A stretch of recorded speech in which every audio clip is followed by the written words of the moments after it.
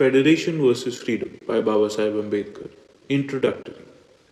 Dr. Gajil and the students of the Gokhale Institute, I feel greatly honored by your invitation to address you this evening.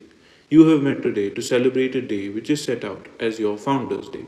I had the privilege of personally knowing the late Rao Bahadur R.R. Kale, the founder of your institute.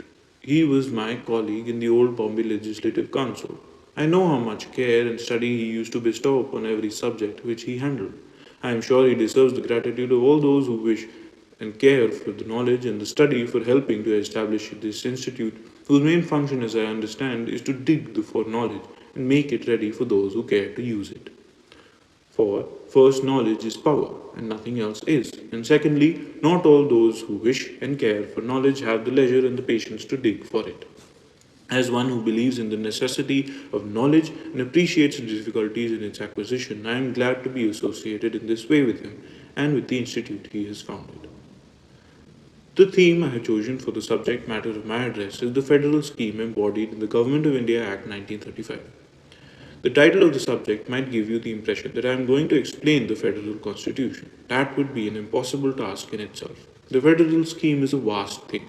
Its provisions are contained first in 321 sections of the Government of India Act 1935, secondly in the 9 schedules which are part of the Act, thirdly in 31 orders in council issued under the Act, and fourthly the hundreds of instruments of accession to be passed by the Indian states. Very few can claim mastery over so vast a subject, and if any did, he would take years to expound it in all its details. I have set to myself a very limited task. It is to examine the scheme in the light of certain accepted tests and to place before you the results of this examination so that you may be in a position to form your own judgment regarding the merits of the scheme.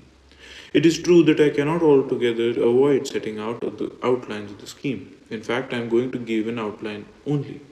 I realize that it is an essential preliminary without which my criticism might remain high up in the air.